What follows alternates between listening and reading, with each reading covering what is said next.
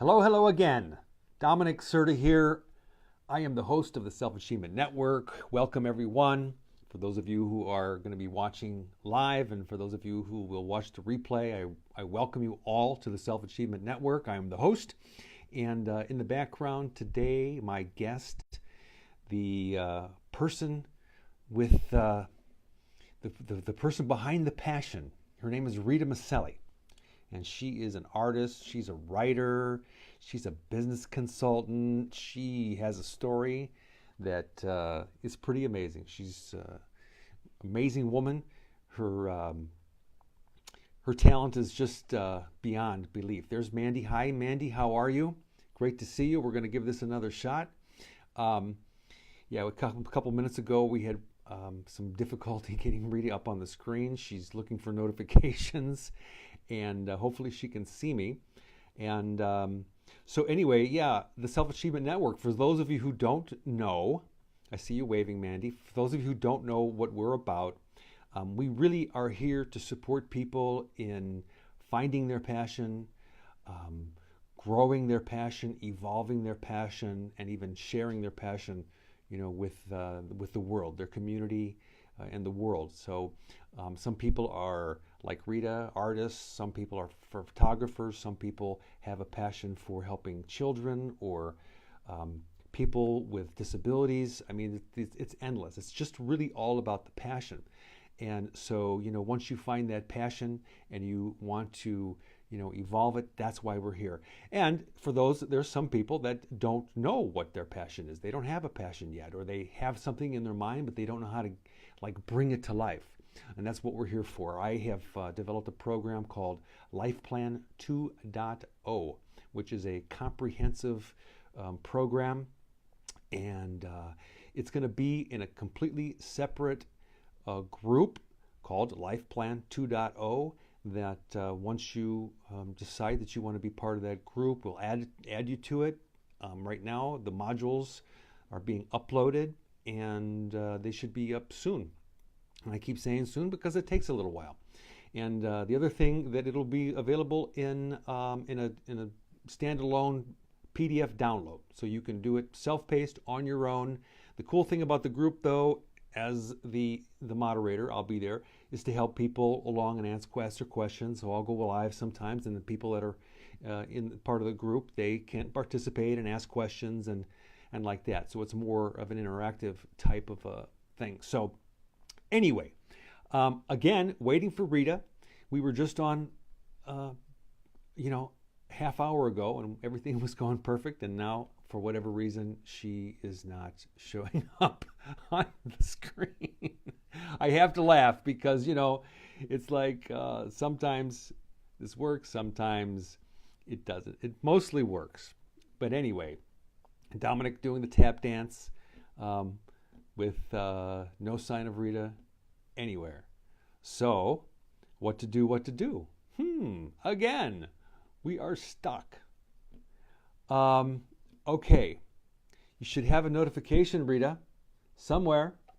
I will try to tag you and see how that works. That's always an option. And just keep watching. There you go. I'll tag you. There you go. Come on. Alrighty. The invitation was sent.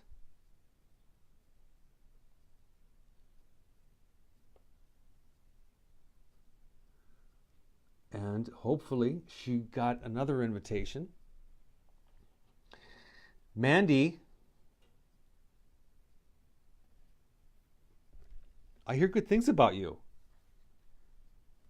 And I am really excited for you and all your new adventures and your new mindset, and really hope the best for you. And I'm willing to do whatever it takes to support you in, being the kind of a person that you want to be. If you're not already that, if you want to achieve something different. Anyway, again, no Rita. Oh wait, there she is. I see her now. Whoa, I got so excited. I pulled my headphone cable. So I'm going to bring Rita up on camera. Wow, there we go. Cool. Excellent. Rita, you gotta accept the invitation. I'm showing a flashing adding, which is great. So remember to push the button that says go live. Very good. Keep doing it. Keep watching. We're 7,000 miles apart. There it is connecting. Rita is in Cairo, Egypt, in her home. There you are. There I am. Hi, Rita. Hi, Dom. How are you? I'm doing well. I'm doing well. This is quite an adventure just getting hooked up. It totally is an adventure. I think the further away we are, with this whole Facebook thing, with the technology, the more complicated it gets. But hey, we're here. We made it. Yeah, and I'm happy. And I thank you so much for being here with me and for taking the time and doing all the things that you've had to do to be here with me today. It's a pleasure, really, truly. I mean that. That's great. So, ladies and gentlemen, the woman behind the passion, the person behind the passion, Rita Maselli. And as I was saying earlier, while I was doing my little tap dance, making sure that you were on, getting on screen, waiting for you to get on screen. You're an artist, you are a writer, you are a business consultant, you are, what else are you? You're like multi-dimensional. I'm one of those people, I'm a jack of all trades and a master of none. Actually.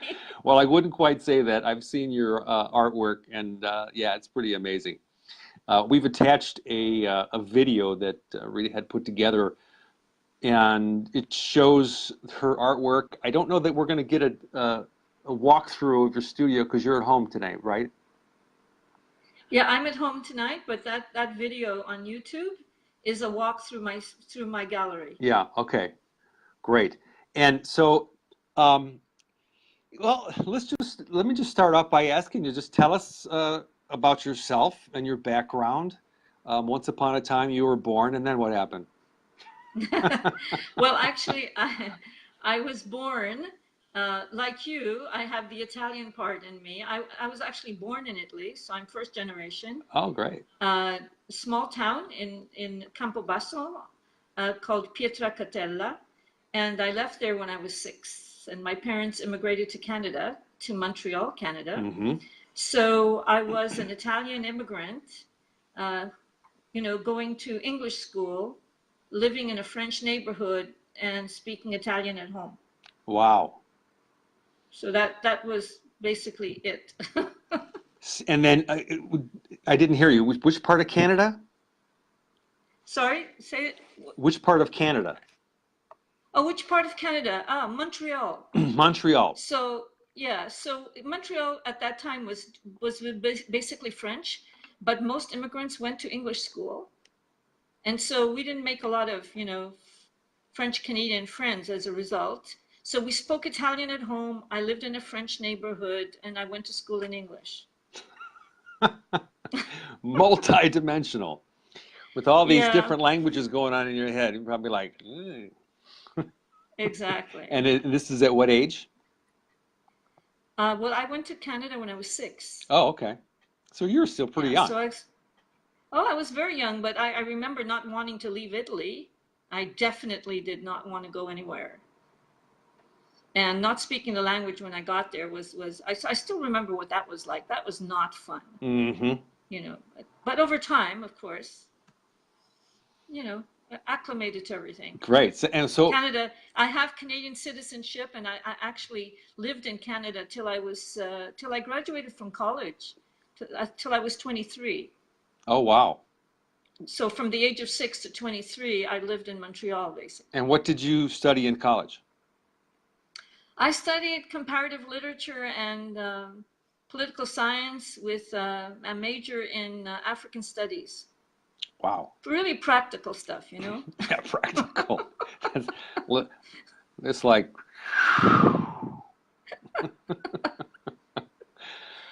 Oh. I just studied what I wanted to study. There was nothing. It was nothing about trying to get a job afterwards. Yeah. That wasn't part of the equation at all. Well, that was different for me. I mean, I studied smoking in the boys' room. Uh-huh. Yeah. Okay. I was a bit of a rascal. What kind of a child were you growing up? Were you reserved or were you rebellious or what? Me, Yeah. I was definitely rebellious. In what ways? Yeah, definitely. I gave my parents a hard time. I only went to class when I felt like it. There were some classes I never went at all. I was busy. I was busy, saving the world. I was busy, involved in political protests and anti-apartheid stuff. Everything that had to do with humanity was what I was interested in, and of course creative writing, all of that stuff. So going to class was, you know, not really on my agenda. Mm-hmm. So you So had to go to my class. grades, my grades sort of read A plus and then F, depending on the course. So you were a rebel. You were out there with the protest sign, giving them hell. Oh yeah, yeah, definitely. What were some of the protests that you were involved with? I mean, maybe I shouldn't ask that question, but it's been a long time, I'm sure. Well, I mean, they were just anything that had to do with injustice of any kind. Basically, was open terrain for me. I mean, Hmm. anything that had to do with disrespect of people in general. So I was, yeah, and I so I forget sometimes that I'm not the most orthodox person going, because in my last year, senior year of college, I found a part-time, I can't say a job, well, it's sort of a job, but I wasn't paid for it. But I worked in a male penitentiary. Really? I was teaching high school exit courses to men, not women, men in high security, top security, Sure. what they call that again? Maximum Maximum security. Yeah. security, yeah. Penitentiary. Yeah. And it was a lot of fun. I enjoyed it. I had 12 guys that I taught, English and social studies too, history, etc. And they were all there for I mean, they were there for long sentences. Hmm. So it was a sort of a rehabilitation program of sorts. They were basically French speakers, and I had 12 that were English speakers. Wow. So, That's amazing. yeah. So, I'm not your typical kind of follow the path person. So you're a huge humanitarian and a rebel. Yeah, basically. And does that reflect in your writing and in your artwork, your paintings? I don't know. In terms of my art, I'm a self-taught artist, so I've never taken an art lesson. So as a result, I think that maybe one of the reasons that my art is all over the place from the point of view of style is because I like to experiment with things. So it's this idea when I said it sort of jokingly at the beginning when we just started about jack of all trades and master of none. Hmm. I actually, at certain times in my life, believed that I needed to be an expert in something. And I've completely gotten away from that. I think that's not really what brings you necessarily happiness. You can Hmm. be fantastic in one area and not be a fulfilled human being at all. So for me, I think the idea of following your passions plural, um, it doesn't have to exclude anything, and you don't have to be great at something. You just have to want it, and you have to, of course, have I guess, a certain amount of talent. Hmm. um, but I've completely changed my mind in terms of the whole expert thing, Yeah, unless we're really really talking, I guess, maybe about certain types of jobs. sure. And even then, I think these days, people who are multifaceted fit in better with what we're doing in Hmm. general in the Hmm. workplace. I mean, because that's the other side of me, right? I'm a management consultant, so that hat, comes. So people that know me say, "How could you be an artist and a management consultant?" Like the two things are completely diametrically opposed. Right. Exactly. Yeah, but Well, I was originally not a management consultant. I think I developed into that. so so you left college, you got some work working in the maximum security prison, and Oh yeah, then that was my last year of college. I only did that, during that last year of college. okay, and then after that, I heard a story about After that, Haiti. I had fallen in love with someone. He was from Oh, here we go. Haiti. I had never met anybody from Haiti before I met him. And I fell in love with him and I moved to Haiti.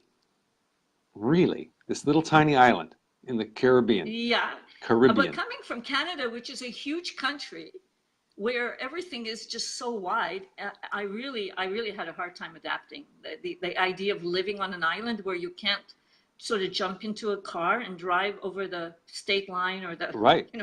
provincial line to Exactly. somewhere else. That was freaky. Yeah, and Yeah. it's on the from what I knew about Haiti, it's the island is split between Haiti and the Dominican Republic, and the Dominican Republic is lush and green and beautiful, and Haiti is sort of dry and yeah, Yeah, Haiti used to be beautiful. I think there's just been too much, mismanagement of resources and political upheaval and all of those other things. But it still has a lot of beauty. And I've been to the Dominican Republic, and of course I lived in Haiti for many many many years under some very very difficult circumstances. hmm Um, Haitians, but they are very, very different people than Dominicans. Haitians are just naturally artists. I mean, I've never met people who just everybody believes he's an artist, and most of them are self-taught. And almost all of the art that you would see on the streets in the Dominican Republic it comes from Haiti. really, I didn't know that, and Yes. I've been to the DR and I've seen a lot of the They work, won't but I tell didn't you realize that that. No. because they want you to think it's Dominican art, but they produce almost nothing in terms of art. Well, that's interesting that from these people, the Haitians from birth, they're just like brought up in an environment of this culture of art. So it becomes very natural for them, it seems like. It is, I think that they're just really, they're resilient, so they make do, they find ways well, sometimes people say to me, like right now, I had someone when they saw that I was going to do this interview. So a former student of mine said, "Oh my God, I never knew that you were an artist, that you painted. How come you hid this from us, all of this time?" And it wasn't actually hiding.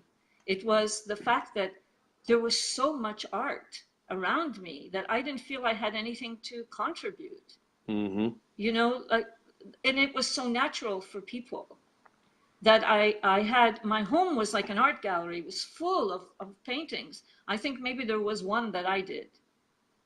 And I had a very large home. So I was just completely overwhelmed by the talent, the natural talent hmm and the different types of art. And now, is this And where these are you? people, a lot of them are illiterate, Wow, so yeah, it's definitely in their DNA, I think. amazing. And is this where you really started to take on, you know, painting and drawing and things like that by being there in that environment?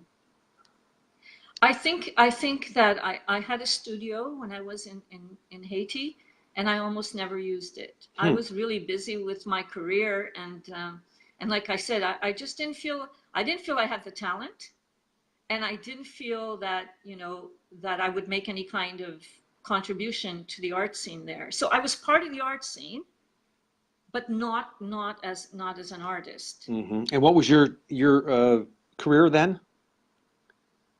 Well, while I was in Haiti, I was the director of the American school there. Okay. So this is a U.S. State Department sponsored school. So we had diplomats, children of diplomats, etc.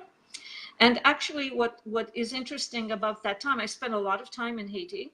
My kids grew up there, And I'm in the process now of Haiti has marked me as a person. I definitely matured in Haiti. I mean, whether I wanted to mature or not, it was forced on me, you know, by the events that happened. But one of the fantastic, as I have so many memories of what happened, I'm in the process of writing my memoirs, Mm-hmm. and actually, I'm almost finished. I did all the writing. I'm now starting the editing process. Wow. There are so many events that marked me as an individual and as a professional. And I really felt like I needed to get to say them, you know, to put them out there. Give us an example of It's something that had happened that made a mark on you. well, there were some tragic things. I won't talk about those, Okay. but there were also some funny things. I had a teacher not show up for a contract, and it was, you know, the beginning of August, and we started school at the end of August, and so I was desperate to hire a teacher, and I needed a teacher who could teach, you know, biology and chemistry and some English. So that Mm-hmm. combination was very, very difficult, and not many teachers wanted to come to Haiti. You really had to get, you know, the courageous ones to come. So all of a sudden I got this phone call from this woman, and she's, you know, she graduated from the University of Massachusetts. She was in Boston. She had a master's degree in biochemistry. She spoke Haitian Creole. I thought I had died and gone to heaven, and she wanted to come. So, you know, when they say when Struck it's gold. too good to be true, it's because it's too good to be true. Yeah. So she came, and from when I saw her, I wrote this. This is one of the stories in there. From when I saw her, I knew there was something wrong. I mean, I could just feel it. I just didn't know what it was. She was overwhelming in her effusiveness and in everything. And I found out, what did I find out? I found out that she actually was a voodoo priestess, initiated voodoo, white, 6 foot tall, blonde, green-eyed woman Oh. who wanted to come to Haiti, not actually to teach, but because it was a way for her to come to Haiti and to have, you know, an income and pursue her voodoo activities. Oh. And it caused me all kinds of issues, as you can imagine, in terms of the students, because she had no, what's the word? She had no idea of what was appropriate and not appropriate to discuss with kids. Mm-hmm. So the parents got involved. Wow. And then, you know, the State Department got involved. Oh, no. And then they interviewed her at the Miami Herald. White voodoo priestess teaches in International American School. Hired by. Well, they interviewed me. I had to do the interview because they had already interviewed her. Right. Interviewed her. So, yeah. Wow. So that's the kind of thing, you know, and just fantastic years. I mean, when I sum them all up, I'm just over, I don't know, grateful, I think. Grateful at that time. They were very difficult. Some moments were awfully difficult, but I wouldn't have traded it for anything. Mm-hmm. It just made me into, I think, into a real person. You know, I don't know if that sort of Well, makes sure, sense. of course. But I mean, it does make sense. I mean, you've spent many years there. Obviously, you know, from your early 20s to however long it was. When did you actually leave Haiti, and why? I left Haiti in 2001, and so I was there for almost 30 years. Wow. Like that's really a long time. That's a That's lifetime. what I'm saying. The memoirs, you know, in terms of what happened, they went from fantastic, wonderful things that happened to kidnappings and to killings and to, you know, to all kinds of things. And then I went to Miami for 2 years, and I finished my doctorate in Miami while I was not at a school in Miami, but while I was there. Mm-hmm. I have a doctorate in change management, and my master's degree is from the University of Alabama. Never thought I would have ended up at the University of Alabama. This is the one who protested, you know, in the streets, and then to have my master's degree come from the University of Alabama, Tuscaloosa, Alabama. Tuscaloosa, I've been through there, yeah. Yeah. I thought that there's supposed to be the fastest way to a goal is like a straight line, but you seemed like you went I don't know, actually. Yeah, I just needed, and I got my master's degrees in leadership and women, you know, and people thought, are you crazy? Why would you do, why get a master's in leadership? What the hell are you going to do with it? Mm-hmm. And I've never regretted doing it. So then you got your It doctoral was fantastic. degree, and then Yeah, doctoral degree was in change management, so that was very different. This was, so this this is was the real beginning stuff. I of the mean, this whole was, consulting, business management consulting thing. yeah, because before that I was really involved with education and some consulting that had to do with professional development. Mm-hmm. And then there's a side of me, I guess, that really, I guess when you think about it, change management sort of fits in because change management is about improving. It's about making things better. It's about having vision and then strategically planning to make that vision happen. So it's almost like painting. Mm-hmm. You know what I mean? Because it's the same thing. You might have a vision of what you want that painting to be, and you have to find a way to get there. So it sounds like it was completely off, and some of the skills that I needed to have, I had to work at getting because I didn't have them. But I'm really glad that I did change management.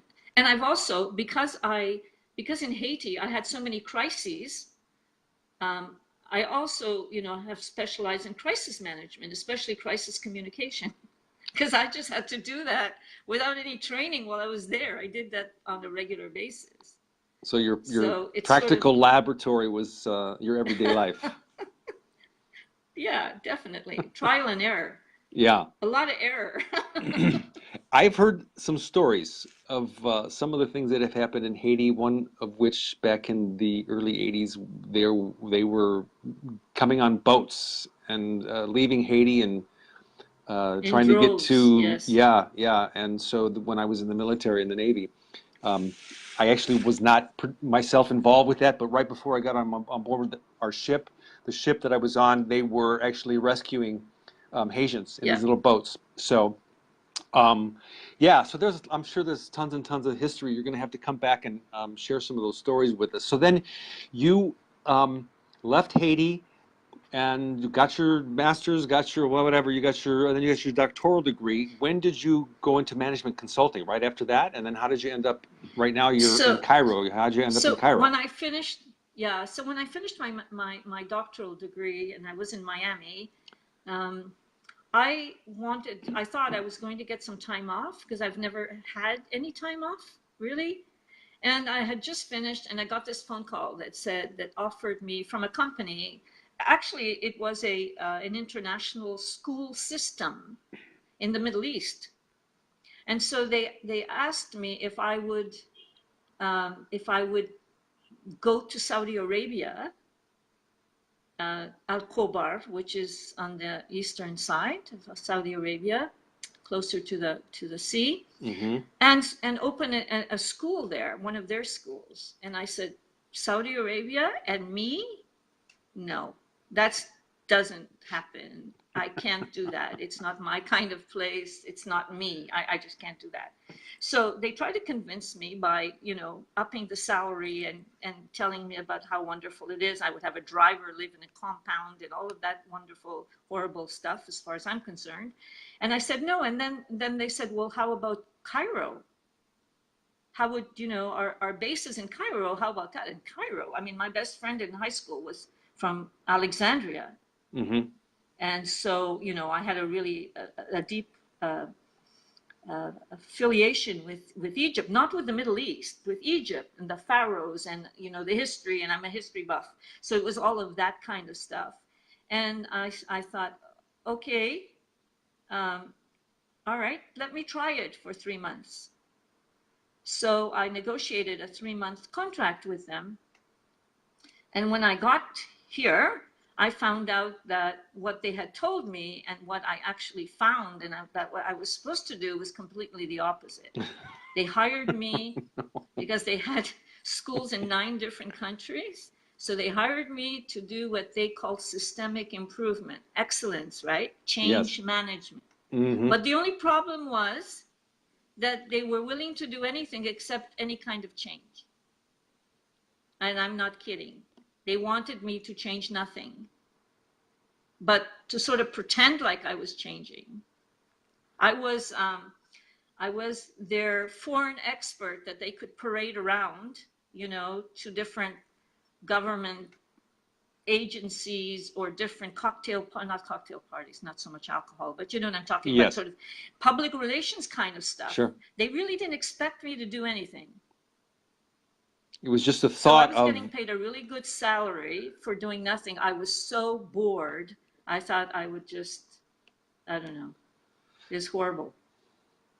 I stayed for 2 years because after the 3-month thing, things looked a little bit better, and they convinced me that actually there would be some change coming up in the near future. Uh-huh. So I signed the contract, and then found out that they were just saying that, I think, to keep me or to make me feel like I was actually doing something. Mm-hmm. I don't know, but I stayed, and then I decided, okay, that's it. I don't know what I want to do anymore. I have no idea. But I did know what I didn't want, and what I didn't want was to work for anybody. I didn't want to have a boss. So I stayed for a year in Egypt, just doing all kinds of stuff, teaching at the universities and going to companies and interviewing with them. I would go to a company and interview with them, but I would say, I'm not really looking for a job. I want to talk about collaboration. And they would look at me like, Right. Collaboration? You're not a company, Right. kind of thing. So they thought it was a little bit strange. It was maybe a little bit strange, but I did find the right place. And I started working as a consultant in certain areas that were my forte, and then I branched off in other things. Mm-hmm. So Mm-hmm. I did a lot of training, a lot of corporate training, and I found that I was really best at working with senior people in management. Okay. That I had a knack for that, and things like attitude change, where it's really about, again, I guess it all comes back to that whole idea about the vision, and what you can do in terms of improvement. So yeah, so that's what I did, and then So this is the birth opened of my own company. Rita Maselli Associates and Associates. Yeah, I did. I opened that, and basically what we do is we are management consultants. We specialize in increasing productivity, workplace productivity, both on an individual basis and on a corporate level. Mm-hmm.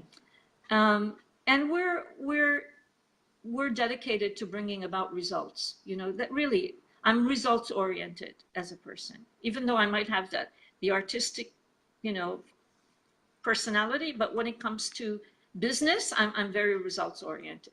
It's about using your resources wisely. Sure. And creating revenue. So that you can you're grow. doing you're writing, you're also painting and drawing, and you are consulting. Yeah. All three. So you're definitely multidimensional. Let's talk about your art for a minute. So, I've seen the video, and I've had a little tour of your studio, and you've got hundreds of pieces that I've looked at. How did this all evolve? This now all started in Cairo. I started to paint almost from when I first came to Cairo. I was intrigued by, you'll find one of my earliest paintings are sketches, basically ink drawings, not really sketches, ink drawings of women who are veiled. Okay. So at the beginning, that's what I did. I was intrigued. I even convinced people who worked with me, who were not Muslim and who were not veiled, to veil so I could take photos of them so that I could do the sketches. Oh, wow. So yeah, so I had free models, and then for maybe 2 years or so, I didn't do any artwork at all. I don't know why. I guess because I was not sure of what I was doing, where I was going, if I was staying, or whatever. And then I started to paint, not so regularly, but I think for the past, I would say that the past 4 years, I've been painting regularly, or at least I've really, been very disciplined in terms of painting Yeah. on a fairly regular basis. Now, do you have a style? I mean, is there a genre that you basically fall into? I mean, I don't know. You know, No, no. not really. I um, I'm just moved by different things. I like ink. I like drawing with ink, even though it's a very frustrating medium because you can't correct anything. I mean, you just have to accept whatever sort of happens. But I like it just anyway. I like using lines when I draw with ink, especially, and I like acrylic painting. I've only recently started to do abstracts and to work with collage. I would say the last 2 years. Hmm. Before that, I never even attempted that. Um, I love to do close-ups of flowers, like as if they're really big and they're just in front of you. Hmm. I like that. I like vibrant colors. I'm not a pastel kind of person at all. Um, and I want to experiment. Like when I was in Miami a couple of months ago, and I brought back iridescent ink, and I want to experiment with that. I don't want to. People say, well, you need to choose a style and really perfect it. I don't want to do that. I have fun, experimenting, and I don't have to live off of my art. Hmm. So I don't have to make it commercial. I don't have to commercialize it. So you want to You know what I mean? stay a free-floating spirit. I want to stay free for that. Doesn't mean, mind you, that for the first time I'm actually interested in selling my art. I never was before. So I am going to start to do that. I've had some people ask me. It was always hard it's not so difficult to give something away, but to sell it was, I don't know, wasn't comfortable. Now I've become more comfortable with that. And I want to, yeah, I want to explore different things. I have a number of ideas about the things I want to do. Hmm. So it's just a question of having enough time. And about how much I time do don't you have enough spend? time. Yeah, how much time do you spend with the paintbrush in your hand? Not that much, actually. What I'm trying to do these days, I'm trying to spend about half an hour in the morning painting something, even if it's just anything, Yeah, could be a small sketch. And I'm putting those on Instagram. And that's making me sort of, make it sort of a routine, sure. because I find that you become so much better at something when you do it on a consistent basis. Like That's my writing, it's the same thing. I've been in the last couple of years, I've been more consistent with my writing than I've been with my painting, simply because the writing, it requires me to do things sort of in chapters. sure. So it's easier because I know what the end result is going to be. Like the novel that I wrote, I I knew where I was going with that. Well, most of the time. Sometimes I didn't know, but most of the time I knew. So I could say I'm going to write X number of pages, and I forced myself to do that. But with painting, you can't do it that way. Yeah. So, okay, let's switch it over to your writing. So you just mentioned novel. So you have a novel, a published novel. Not published. No, it's not Okay. published. All I right. have to get it published. If you know any publishers, let me know. Well, maybe there's somebody I'm looking. listening. I'm looking around. It's a novel set in Italy, um, in the area that I grew up in. It's inspired by someone that I know, um, and for years I've been wanting to write it. It's been there the whole time. I just never had, I don't know, I didn't have the time, I didn't have the motivation, I didn't have the tools, I don't know what it was, but it took me a long, long time to write it. When I came to Egypt, so 3 years ago, a big thing happened in terms of writing, and I joined a writers group in Egypt. I had joined one in Miami, I was there for 2 years, but this one has made such a difference for me. And as a result, we meet every 3 weeks. So I write consistently because every time we meet, I will read something new. That's my, my determination, my goal. Yeah. I will never not read. That's been my promise to myself. And I've kept that for the last 3 years. So the advice So as to a result, a aspiring writer would be consistency. yeah, I think the consistency part, if you want to write, and I think it's true for art as well, but writing where there's like a beginning and an end, Sure. if you're not consistent, you're not going to finish anything. Yeah. And I So I find that finished it's that, true. Yeah. and I would like to have it published. I'm hoping that it will be. And then I started, before I even finished that one, I started on the memoirs of Haiti. Mm-hmm. And that has kept me, I think when you have things in the pipeline, if you already know what you're going to do, then you don't waste any time trying to figure out what you're going to, what you're going to do, what you're going to say, what your message is, because it's already there. Mm-hmm. That was my biggest advantage. And I have, so I'm going to finish the memoirs. I'm going to get the first one published. And I have the third novel in my mind. It's going to be, it will take place in Egypt. So because there's that, because it's there already, then it's a question of just being really self-disciplined. One of the ways that I discipline myself, this is going to sound strange maybe, is I do a Ramadan challenge. During the month of Ramadan, I test my ability to expand on what I say I'm going to do. Mm. And I post every single day what I have done, whether it's art or it's literature. And so why that means does that work during for that you? whole month, I do more writing and not so much painting, but more writing than I do the whole year. Yeah, it's kind of like Because I write having a every journal. single day. Huh?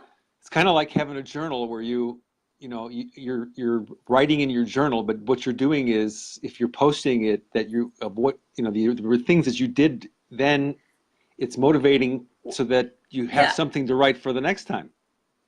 Well, what I do is I give myself a challenge, and I do that on purpose. It's a public challenge. So I'll put it on my Facebook page and I say, okay, this is what I'm going to do. Mm-hmm. Here are the results I'm going to get. These are how many pages I'm going to write, etc. And I put it out there. And so now then I'm accountable. You know what I mean? Right. I have to do it because I've told people I'm going to do it. And because I'm very competitive, not vis-a-vis other people, I'm competitive vis-a-vis myself. Then I say to myself, okay, if I've said that I can write 150 pages in this month, well, maybe I can write 220 pages in this month. But I won't tell them that as a safety valve, kind of thing. Yes, just of course. In case. Right. Just in case it doesn't happen. But I exceed my expectations, let alone what what I'm saying is I exceed my private expectations, definitely meet whatever public expectations I've made. And what's good about that is that it's great for me because there's accountability, but it's so great for the people who follow me. Because they check in on a daily basis. And when things are not going well, I tell them, oh, I wanted to write X number of pages, but I didn't. I wrote this. But tonight I'm going to write the extra. So there's this dialogue thing that happens. I started doing that 3 years ago. I think the first year I did it, I was just desperate. I really wanted to find a way to fire myself up so that I would, stay with things. Because I have a tendency to start and then not necessarily finish, Mm-hmm. because I'm just, all over the place. Like I do maybe too many things. So this has worked for me, and I really recommend, I mean, it's easier because during Ramadan there aren't that many things that people are doing except late at night, you know, after the sunset, etc. So Sure. people are tired. I'm an early morning person, so it's easier. I get up early and I write or I paint before I go to work. You know, so that gives me a good 2 hours in the morning that's free, that I can produce whatever it is that I'm thinking of producing. Hmm. And I think That that's a great makes way to sense. do it. I mean, I've been through the cycles of, picking a time to challenge myself to do things. And it just depends on the season. Like in the summertime here, I use the summertime to be outdoors and challenge myself to ride my bike on Yeah, certain days, how many days a week, like that. But I like the idea of you using, your Facebook page to for support. And yeah, that's another thing that I did that a little bit in the beginning of this creation of this group, and it takes personal initiative, I think, and that's what I see that you do is you take that personal initiative to make it happen instead of waiting for someone to challenge you, yeah, and that's a big right, difference right there. So yeah. yeah, it's great. What other hobbies do you have? Hobbies like I mean, painting, is that just a hobby, or um, No, and painting is not a hobby for me. Painting is part of who I am. I mean, I need to paint. I want to paint. It's not a hobby. It's, I don't know what to call it. It's like writing. It's just who I am as a person.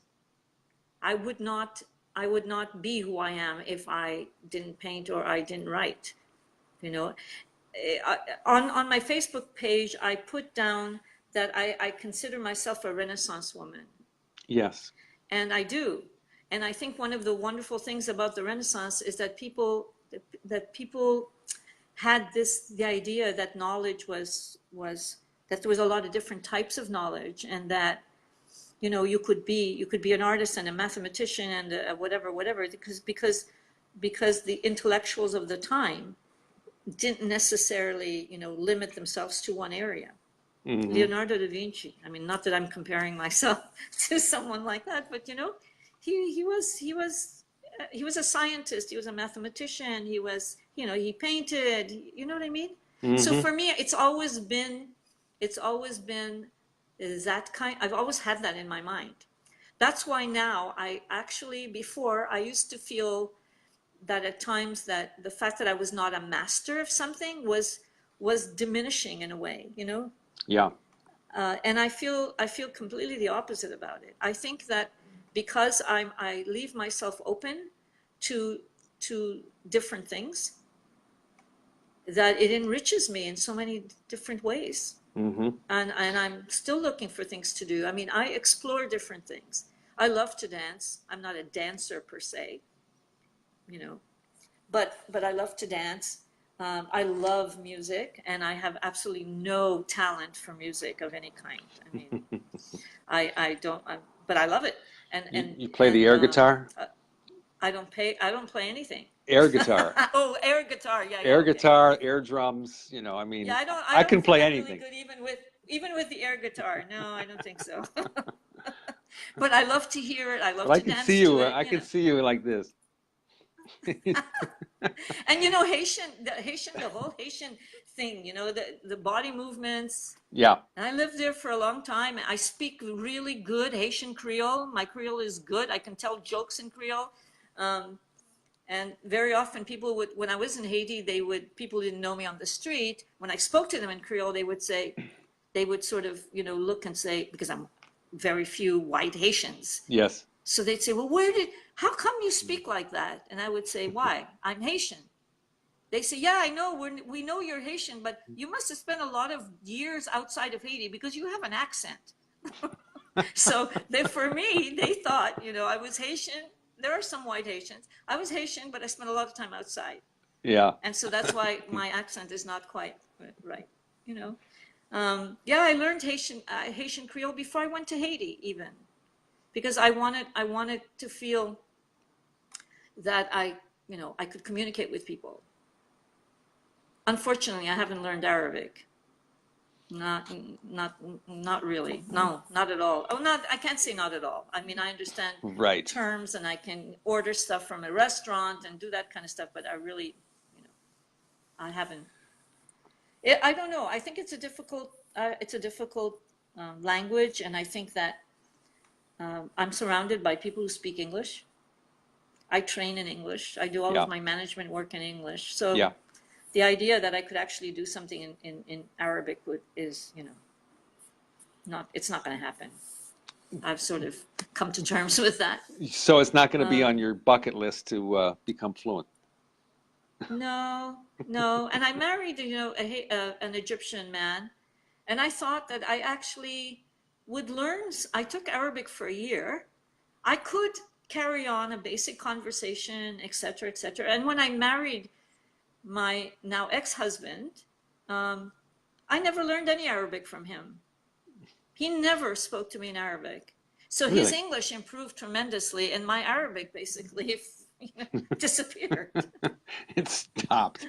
That's But, great. you can't have everything. That's right. That's right. I'll settle for So, what I have. so you're wanting to sell some of your art, but Yes, it's not like a I do commercial want to. thing. Well, you know what? For a number of reasons. First of all, I have no more place for it. I literally don't have any more wall space. My gallery. I did a lot of painting for my last exhibition, Hmm. and I've put all of those up. So I don't have any room. I have to sell. So you have to have a garage sale. A what sale? A garage sale? This is No, we don't do garage sales in Egypt. And I would never sell my art in a garage sale. Yeah, it needs a certain artistic respect.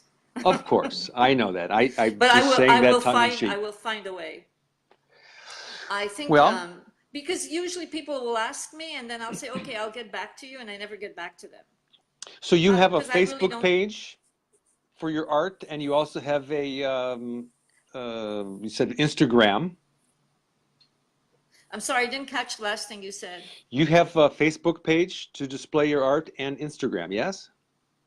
Yeah. Okay, so Yeah. you can put those links into the thread here later for people to look, and your contact information. I mean, you never know, somebody may be interested. I think I mentioned earlier that there was a video that you put together to give us a Yeah. tour of your studio. As I know you're at home right now, so I'm sure that you have some of your art displayed No, there. actually, you know what?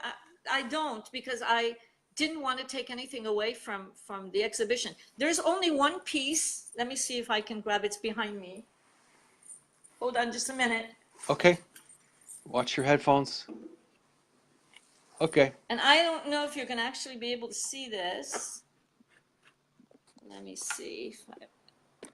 Am I causing problems now? Can you see this?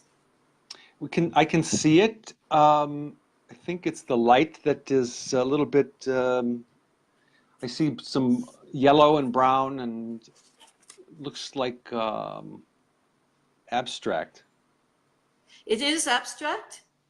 And I'm sorry that you can't really see it here, but what the experimentation that I was doing, I'm going to move this over just a little bit. Maybe that shows up a little bit more. So what I've done with this is basically, this is collage. So it's collage, meaning, glue things onto something. Okay. So what it is that some of the pieces are watercolor paper that I have, I've done some ink work, permanent ink, colored ink on them, but they are torn pieces of paper. So in other words, I do the watercolor on the watercolor paper, the permanent inks, and then I cut those, or I tear them up, and then I go ahead and I glue them, because these are all abstract pieces. And as I glue them, I also do some tissue paper gluing, and I also have some webbing that I don't know if you can see the webbing here. Well, on my Can you camera, see it's webbing? not, I just see the basic, oh yeah, I see a little bit of the webbing now, yeah. Okay. Yeah. Okay. So Interesting. this is one of the latest things that I've done. I've done a number of them like this, not a great number, but the majority of them, when people see them, like they can see them, you know, up close, they really love them. Very rich, Yeah. it's very textured, um, and the color schemes, like the turquoise in here is quite beautiful actually. It doesn't come off very well in terms of the camera. So what I have done, this is the only one that I actually have here, and I just have it here by accident more than anything else. So yeah, I am looking at actually selling some artwork, and I'm going to. That's one of the. It's one of the things that I'm working on right now, actually. Um, and I'll see whether I do that through selling to or putting them in galleries, or whether I do it through my own gallery, or Hmm. whether I do it in collaboration with, you know, With other others. organizations. I Sure. don't know, Yeah, yeah. but I've started to talk to people about it, and they seem interested. So I'll see where it takes me. That's cool. So, as a what do we call you? You're not quite a professional artist, but you are an achieved artist. I'm not a commercial. I haven't been a commercial artist. And I'm not. I'm an artist, but I don't live through my art. Yeah, You know what I mean? yeah. So I'm not. Yeah. And you seem to me, I mean, I'm just saying this from my perspective. It's more about you. It's more about expression. Like you do it not to prove something or to be a certain way. It's more about letting yourself express yourself for yourself.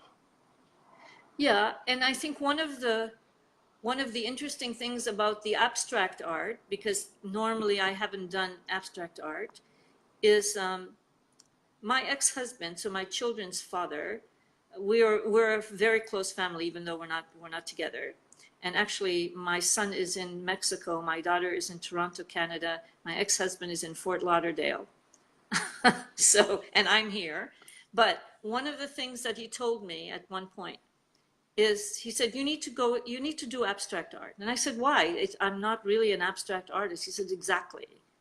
You need to experiment. You need to, because I have a tendency to be very tight when I paint. I mean, it's about controlling what I do. And that's the way I am. I mean, I'm creative, but I want to be able to really control the process. He said, no, Hmm. you need to let go. You need to not know what you're going to produce, you know? And that's why I really started working with the just pieces that I tore, Mm. you know, and putting them together and not having an idea of what I was doing. And I'm doing more of that these days. Um, yeah, so I think being an artist, you know, here's the difference. On last December, I was invited by the Ministry of Art and Culture here in Egypt to be part of a group of artists in Luxor. So in Egypt, I didn't know this before, but in Egypt they have a symposium called Luxor International Painting Symposium. Okay. And they invite this is done on a yearly basis. Every year they invite 25 artists to participate. 10 of the artists are from Egypt, 10 of them are from outside of Egypt, so foreign artists, and 5 of them are Arabs outside of Egypt, Mm. Arab countries, so Okay. 25 in total. By sheer luck, you know, I had some of my pieces in an art gallery downtown, and and they didn't sell. So the man the owner of the gallery, he called me up at one point and he said, no, I think you should come and you know, pick them up, and you know, maybe another time and whatever. Anyway, so I was a little bit disappointed, but actually quite happy, because I had, you know, I had them in his gallery for 6 months, and I felt good about that. And he felt good about the pieces that he chose to put in the gallery. And maybe they were the Uh-huh. wrong pieces, but that doesn't matter, you know? So by chance, someone else was exhibiting in his gallery. And this man was the organizer of this symposium. And he said to him, look, one of my foreign artists has canceled. He's sick and he can't make it. And I need a foreign artist, who has a certain amount of work ready to be, to be Sure. exhibited, or not exhibited, but who has a portfolio of artwork, et cetera, et cetera. So there were a number of specifications required. And I met those specifications. And so the owner of the gallery said, I know someone, and I think you should go with her. You should see if she'll come. Mm-hmm. So 4 days before this thing is going to happen, I get this phone call from somebody that I don't know, who told me that this man, so the organizer, who's an artist as well, and he said, so can you make it? I said, you mean like make it like as in leave? Yeah. He said, can you leave in 3 days? And for how long? 15 days. Oh, so my. This was 15 days in Luxor. Right. This symposium. And I have a business that I run, right? So I thought, this is crazy. I'm not even a real artist. So I was thinking to myself, I'm going to go there and people will find out I'm not a real artist. I'm a self-taught artist. These are all professional people, right, who have gone through the Faculty of Fine Arts and done all of these exhibitions. And so what business do I really have being there? So I had this conversation and I wasn't going to go. And then the sort of the rebellion part of me that comes back out to the rebellion. And I said, what the hell? Why not? Why don't I go? So what? What am I trying to prove? I'm not trying to prove to anybody. I sort of talked myself into it. And then just as I finished this conversation with myself, I sent him a text message that I'm coming. And then the next day I thought, oh my God, I'm really doing it. Now I have to go. And what? And here's what was really difficult is that you go, and for the first 3 days, they take you on this tour of all the places. I've been to Luxor before. So take you on this tour so that you can be inspired by the monuments and by, the history. Yes. Why? Because you're going to come back and paint 2 paintings. And those 2 paintings, each artist paints 2 paintings. And they are exhibited to the media, to the public, at the end of the 2 weeks. Wow. So you actually have to produce something. Okay. And I thought, what if I can't? I've never had to produce anything on a deadline having to do with art. I do it all the time in business, but art? What if I can't? What if I freeze up? What if I, all the what if, things going through my mind. So it was very difficult. I wanted to go and I didn't want to go. And I'm so happy that I went. I think it's the best 2 weeks of my whole life. Really? Wow. I met fantastic artists. I slept with them, ate with them. And we painted in the courtyards outside. The hotel was beautiful, banana trees in the back, right on the Nile. We had artistic events every night that we went to, and during the day we painted. Wow. What else could you ask for? And they pay you. On top of it. Wow. You know what I mean? They pay your hotel, and they give you pocket money. They give you everything. And plus, they give you all the supplies. Plus, they give you what? They give you students from the Faculty of Fine Arts to be your assistant during the 2 weeks. Wow. So I thought, look, you know what? Even if I mess up and I don't paint anything, I'm going to go. And I'm so glad that I went. That's an amazing story. And I was in awe of these people, and how they reinvent themselves and what it's like to really be an artist. And I realized something about myself that made me change my way of referring to myself. Before, I used to say to people, I'm a painter. Now I say I'm an artist. Mm-hmm. There's such a big difference between the two. Because painting is just about the technical aspects of it. So at the end of the day, anybody can paint. Some people paint better than others, you know, but anybody can paint. It's a skill, basically. Mm-hmm. Being an artist is completely different. It's about creation, you know. It's about putting yourself out there. It's about finding something about yourself, or yeah, it's still about yourself, even if it's about stuff that's around you, but it's Mm-hmm. about you. It's about being vulnerable. It's about, you know, putting yourself out there and not knowing how people are going to react. And maybe it's not important how they react, but as Yeah. human beings, you know, it's hard to do that. But it's easier to paint and not show people what you do. And for years, that's what I did. I mean, I painted, but I didn't really, you know, I just You painted.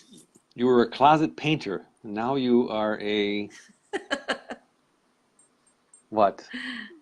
You're out of the I don't know. box. I'm just an artist who's exploded, you know, into feeling that you know, it doesn't. I can, I can do what I want to do in terms of the art. I can become, you know, better at one technique than another, or not. I can choose the subjects I want to. I can choose the, you know, the mediums I want to use. I don't have to do anything actually. I just, you know, I just can do what I want to do. Mm-hmm. It's So nothing. there's, go Yeah, ahead. I was going to say we limit ourselves because we have a way of talking to ourselves, you know, that's assumed sometimes that you just can't do certain things. Like, example, I did my exhibition, and I did my exhibition in my place. So some people said to me, well, you know, you should do it in like a real gallery. And I said to myself, yeah, actually, maybe a number of years ago, I would have bought that as an excuse for not showing my art. But Yeah. no, you know, I can show it any way I want. I can show it anywhere I want. I don't have to follow the rules of what you're supposed to do. Mm-hmm. You know, Such a great lesson, as you long as know. I'm being true to myself, it's good. That's it. Great. Great lessons, Rita. Really, really, really great. I mean, I think that the things that you've said in just in the last, you know, I think it's been close to an hour, have been so insightful, and you're an inspiration because you have broken the mold. And even though, you know, you have gotten, I guess, tied down in certain things at times, you keep coming out and putting yourself out there on the line. And just, you know, I think that all the people that I've been interviewing, they come on here, and it is like there is an exposure, you know, and there's a break free. I've seen Yeah. people come on the show, and then I mean, I call it a show, but um, the next thing I know, well, getting them on was difficult, and then once they've been on here, now all of a sudden they're on Facebook Live on their own channel all the time, and I'm like, cool, it's really working. Yeah. I hope. I actually last week I got messages from three different people that said, "Why are you helping me?" And I was kind of Oh, shocked yeah. at that, and I said, you know, isn't that what we're supposed to be doing? Yeah. You know what I'm saying? And so by you being on with me today is, you know, very inspiring because it shows the people that are watching that, you know, if you aspire and you want to do something and you have a passion, even if you know, if it's in there and it's not out in the world yet, that you can see people that have done it. And I thank Yeah. you for showing that. Now I know that you got to see only one painting, but to give it all justice, the links will be Yeah. posted. They're posted in your announcement. So um, thank you. I want to add something to what you're just saying, because Yes, today please. I noticed that there was a comment on LinkedIn. So I posted on LinkedIn the same things I post on Facebook. I Okay. have to, and you know, people say, well, you know, she's an artist and this is for management, and you know, so at the end of the day, it doesn't matter, because if they want to be inspired by what I post, fine, and if they don't, they can just ignore it. But anyway, one of the guys today wrote, and it's someone that knows me. I've met him before, but just once or twice maybe. And he wrote, Dr. Rita, you know, it's really inspiring to know something to that effect, not exact words, to know that you are such a passionate and a professional in terms of change management and as a consultant, and then to find that same passion and the same dedication in art. Mm-hmm. That is so inspiring. And I thought, wow, actually I didn't even put those things together. I didn't connect them, because for me it's sort of a little bit different, and sometimes I try to keep them separate because I don't want people to feel that I'm using the fact that they know me as a business professional to have anything to do with the art part. You know what I mean? I don't want to be seen as manipulative or whatever, but it's so true. It's so true. And what you're saying in terms of being able to help people, I love helping people. Sometimes they might not work out the way that I think, and sometimes I feel disappointed or I feel frustrated or whatever, but it never stops me from helping the next person. You know, because I think that that's part of what we are as people. That's why I love what you're doing. It's about self-achievement. And you're giving everybody, you know, a way, a platform to talk about what they do and what's important to them. Mm-hmm. And hopefully that's going to make a difference for people who are listening, and maybe who are hesitant about, you know, trying something or worried about failing. You know, if you don't try, you won't fail, that's for sure, and you won't have anything. You know, Exactly. so the only people who don't fail are the people who never try anything new. Right. They just stay with, you know, whatever the routine is. But I really want to thank you for doing what you're doing, and I want to thank you for inviting me, because it's been a great experience. It's been a very logistically challenging experience because we've had technical problems. I know. And I think that if we weren't both very persistent people, we might have just given up, you know, but we didn't. And You know, the thought's always there, like, okay, this this is is just not going to work. And then it's just like, okay, that was just a thought. Let that one yeah, go. You know, exactly. so, Exactly. and just keep moving forward. Well, you are certainly an inspiration. I thank you again for being with me.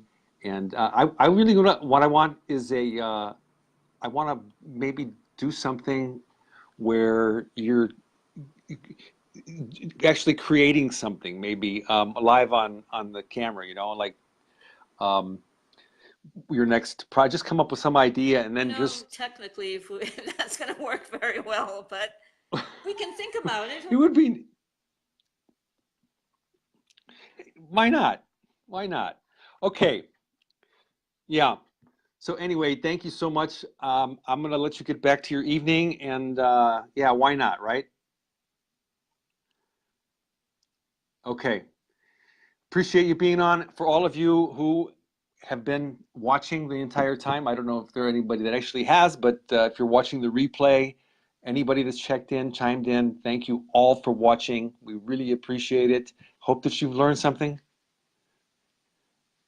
Okay. Sounds good. All right. Thank you, Dr. Rita. We'll see you Well, soon. that was Be good, well. Dom. Thank you Stay so much. inspired. You were good with the questions. I appreciate it. And I'll be in contact. Thanks. Bye. Okay. Take care. Bye-bye.